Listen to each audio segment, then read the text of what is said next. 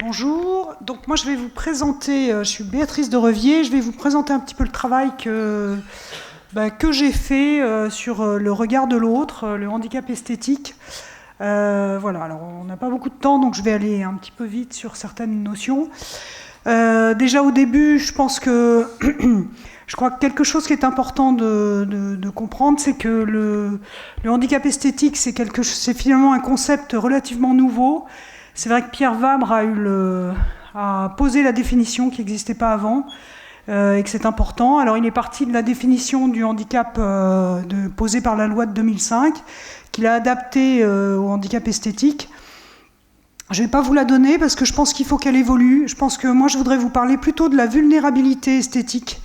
Je ne suis pas sûre qu'on soit, quand on est atteint d'une malformation ou d'une différence physique, on n'est pas tous au stade du handicap esthétique, et vraiment ma vocation c'est d'essayer de travailler pour qu'on n'accède pas à ce stade de handicap et que notre différence ne devienne pas un handicap.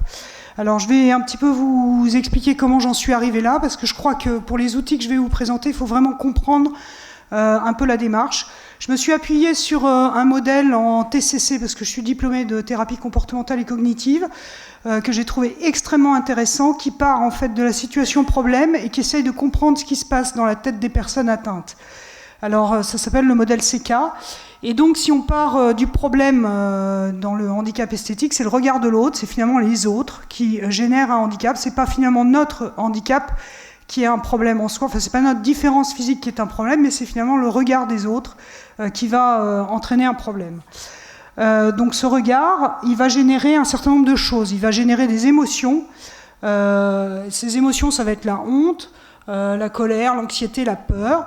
Et puis, c'est ce qu'on appelle des pensées dysfonctionnelles. C'est des pensées qui vous arrivent comme ça, vous ne voulez pas forcément y penser, mais elles s'inscrivent dans votre esprit. Ils vont tous me regarder, je ne peux pas avoir d'amis, qu'est-ce qui ne va pas avec moi, je suis laid. Et puis vraiment, au bout de la chaîne, parfois on peut se dire, mais en fait, est-ce que je ne suis pas un monstre ? Voilà. Et ces pensées dysfonctionnelles, le problème, en fait, c'est que c'est un cercle vicieux. Et plus on rentre dans ce cercle vicieux, plus ces pensées dysfonctionnelles vont devenir ce qu'on appelle des croyances. Et donc ça, c'est les cognitions, avec un sentiment de vulnérabilité, un sentiment d'infériorité, de fragilité, d'anormalité, et donc des comportements d'évitement.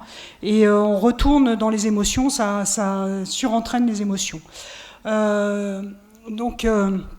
On a ces comportements, du coup, d'isolement, de repli sur soi, de déni, d'agressivité.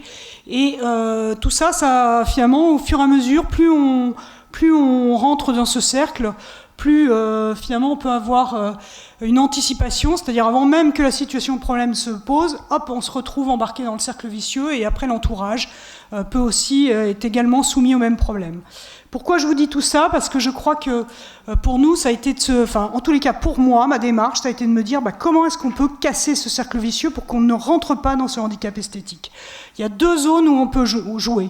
Première action, c'est finalement jouer sur les autres, mais c'est toujours assez incertain.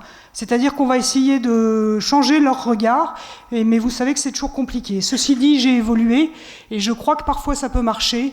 Et par exemple, des expositions comme on a eu à Londres peuvent changer en effet le regard des gens sur certaines malformations.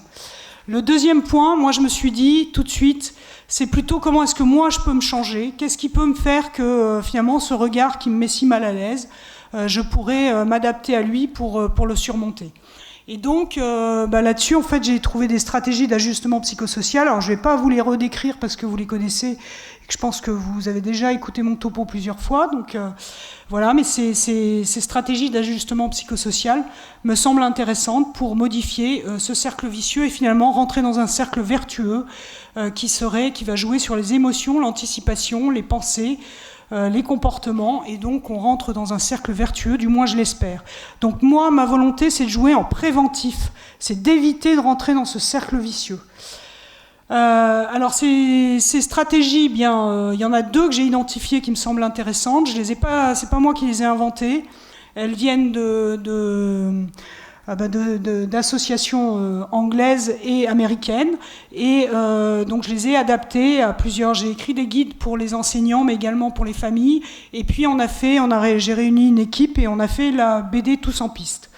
Donc ces stratégies, c'est en piste, je ne vais pas vous la refaire, je pense que vous la connaissez, qui permet de se confronter à des situations anxiogènes. La deuxième stratégie, alors ça c'est une adaptation en piste. Voilà, Anna est sur la plage, quand est-ce qu'elle peut utiliser en piste ? Après, la deuxième stratégie qui nous semble importante, c'est ERD, expliquer, rassurer, distraire. Là, vous avez les différentes échelles, les différentes étapes de cette stratégie. Une mise en application, ça va être, par exemple, ça une planche de BD qui illustre bien le problème. Et je suis désolée, je fais un peu vite, parce que je sais qu'on n'a pas beaucoup de temps. Le premier outil, ça je vous l'ai déjà présenté, c'est l'outil, donc la bande dessinée avec sa notice et ses marque-pages, de façon à ce que vous puissiez avoir les notions psychologiques dans chaque histoire pour pouvoir rebondir avec l'enfant. Donc ça nous a paru important de le faire. Le deuxième outil, alors ça on vient de le terminer avec la filière Andirard, qui est venue nous demander si on pouvait les aider à produire ce programme d'éducation thérapeutique. Alors il est super, on a beaucoup travaillé dessus. Je vais peut-être pas vous le présenter aujourd'hui parce qu'en fait, je crois que je suis pas sûre qu'il soit adapté aux associations. Je pense que c'est vraiment un programme quand même très lourd à mettre en place par une association. Je pense que c'est compliqué. Je pense que c'est vraiment des professionnels qui doivent s'en saisir. Voilà, mais il est quand même très intéressant et je pense que l'ossature y est et il va se frotter à la réalité du terrain et s'adapter, mais il faut que vous sachiez qu'il existe et il faut demander aux professionnels à leur filière de vouloir développer le programme parce qu'il faut en effet que ce soit fait par des professionnels. Pour faire succinctement, dont je vous ai pas mis... en fait, l'enfant va passer par différentes étapes, va partir en voyage en montgolfière et à différentes étapes, il va d'abord, premièrement, comprendre les grands concepts, à la fois de on est tous différents mais tous pareils. Deuxième concept, la curiosité, c'est très important. Et troisièmement, pourquoi est-ce qu'il est différent ? Deuxième escale, on lui donne les stratégies en piste et ERD.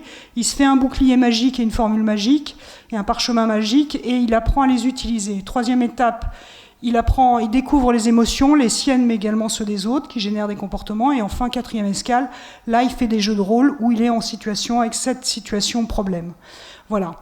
Alors moi je vais plutôt vous parler d'une nouvelle chose qu'on vient de faire, qu'on va tester demain avec l'association Nevus 2000. Donc j'ai créé ce programme, c'est en fait un jeu de piste pédagogique et c'est Anna qui va partir au pays des Sekiki. Parce qu'en fait ça je pense que c'est peut-être plus facile pour vous de le mettre en œuvre sur une journée avec votre association et voilà. Alors c'est pour les enfants en fait, pour vous expliquer un peu la trame, le fil rouge que j'ai suivi, ça a été Anna est partie, donc part avec avec sa machine à barbe à papa. Et puis elle commence à donner des signes de faiblesse et pas de chance pour elle, hop, elle l'emmène au pays des Sekiki. Alors le pays des Sekiki, ils se sont emparés de la machine à barbe à papa, ils veulent pas la lui rendre, et donc tout l'enjeu, ça va être d'essayer de récupérer cette machine à barbe à papa, mais les Sekiki, ils ont deux problèmes. Le problème, c'est qu'ils sont tous pareils, donc ils sont incapables de se différencier les uns des autres. Et puis le deuxième problème également qu'ils ont, c'est que chaque fois qu'ils croisent un humain, l'humain lui demande « mais pourquoi t'es tout blanc toi ?» Alors ils savent pas très bien que répondre, ils ont très très peur, et puis les humains ont aussi très très peur d'eux. Donc en fait le but du jeu, c'est les enfants vont partir par équipe, et au fur et à mesure, ils vont aller dans les forêts des Sekiki, et pour pouvoir sortir d'une forêt, ils vont être obligés de ramener la formule magique, le code secret d'Anna et puis également les émotions pour redonner un visage aux Sekiki. Donc au cours de défis, ils vont d'abord découvrir en piste, ils vont la mettre en place parce qu'ils ne pourront passer la frontière qu'en utilisant en piste. C'est-à-dire, je regarde, j'ai la tête haute, je fais la pensée positive, intonation de la voix, je souris, et puis et là je pourrais passer la frontière. Donc par différentes petites énigmes, ils vont arriver à découvrir en piste, et puis on les fait travailler là-dessus. Deuxième étape, la forêt du feu. Là, ils vont retrouver le code secret ERD, et puis surtout, ils vont l'appliquer ils vont essayer de le décortiquer pour le donner aux Sekiki et le transformer pour le problème des Sekiki. Et enfin, dernière forêt, là, ils vont essayer de retrouver des émotions, expliquer aux Sekiki ce que c'est qu'une émotion, et puis donner un visage unique à chaque Sekiki. Voilà, et puis on terminera par une rencontre avec les aînés, les plus grands, et on va essayer de leur faire écrire la recette du bonheur pour eux, en s'inspirant un peu de la recette d'Anna. Voilà, donc c'est tout. J'espère que je n'ai pas dépassé mon temps.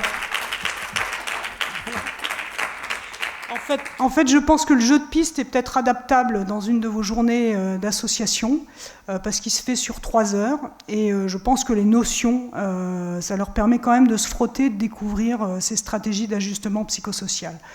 Alors après, oui, c'est un peu tiré par les cheveux, mais je pense que c'est un bon moyen d'arriver à faire évoluer ces notions. Voilà. Alors, les autres outils d'Anna, il y en a d'autres, mais je vous les épargne. Ou pas, ça dépend. Si c'est des questions. Des questions ? Non, ils sont tous sidérés. De quoi ? Alors, pour le moment, écoute, on va le tester demain. Oui, on le teste demain sur 28 enfants. Donc, on va voir ce que ça va donner. Et après, vous venez vers moi et puis je vous donnerai les énigmes, voilà, tout ça, il n'y aura pas de souci, je me ferai un plaisir de le transmettre. Voilà. Mais je pense que c'est une version light des ETP peut-être, parce que les ETP c'est quand même quelque chose qui est quand même très encadré, très lourd. Enfin, surtout le programme d'ETP qu'on a fait, je pense qu'il va demander quand même une mise en place conséquente, parce que c'est en principe c'est un atelier tous les mois, donc j'imagine que pour des associations c'est peut-être un peu compliqué de demander à voilà.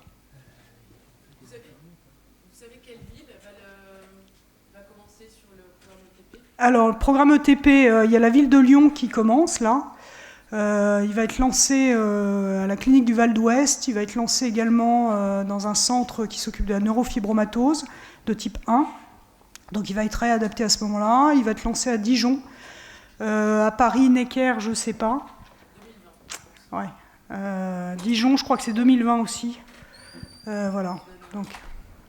Mais ça, moi, je suis pas. Moi, j'ai été à la conception du programme. Je ne suis pas du tout au développement, et ça, c'est Andy Rare. Voilà. Ça, il suffit de se rapprocher de Tête-Cou et qu'il y a des liens. Voilà. Effectivement. Nous, on peut tout à fait faire l'interface aussi, bien sûr. Pardon.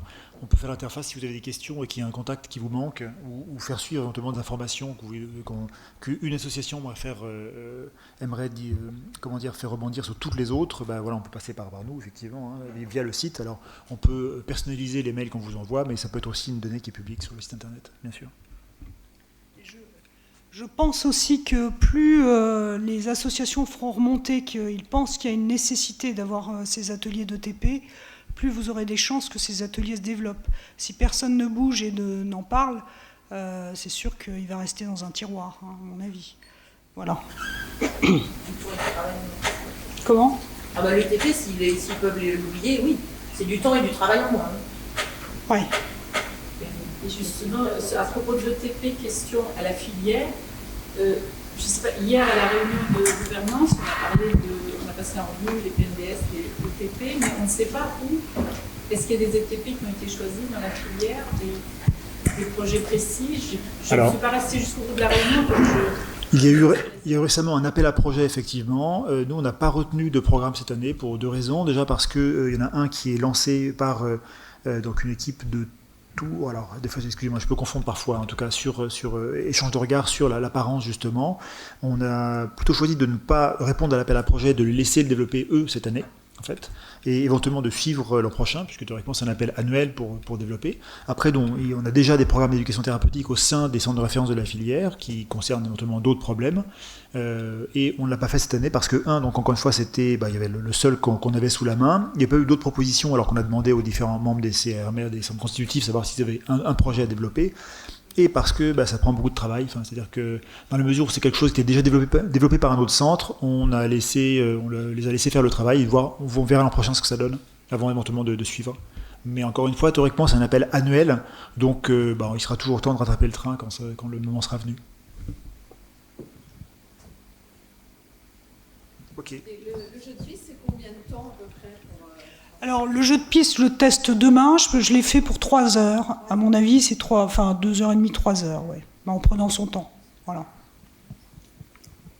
Est-ce qu'il y a une tranche d'âge précise ou est-ce que c'est... Pour le jeu de piste, alors là, nous, on va avoir des enfants entre 6 et 13 ans. L'idée, c'est de les faire fonctionner en équipe. J'ai fait des équipes homogènes avec des grands et des petits, pour que les grands, et puis les défis sont aussi... tout le monde peut y trouver son compte. J'ai essayé d'alterner à la fois des intrigues où on cogite, d'autres où on joue. Enfin, il y a des jeux collectifs. Voilà. De façon à ce que ce soit très ludique et on reste pas plus de 5-10 minutes sur une activité, on passe à l'autre. Voilà. Il faut un grand espace ou une grande pièce, ça suffit? Alors, moi, je pense qu'il faut quand même, c'est en extérieur, c'est mieux. Là, on a la chance de le faire à Center Park, donc on a en plus une zone tout à fait adaptée. Après, dans une pièce, si jamais il pleut demain, je ne sais pas comment je fais, là, ça va être plus compliqué, à mon avis. Mais c'est aussi l'occasion de les sortir et de leur faire un jeu. Oui, Anna, ouais, voilà. Voilà, tout à fait. On est joignable là. Voilà. Mais tous les guides d'animation pour le jeu de piste, tout est fait. Là, il y a qu'un faucon, c'est tout.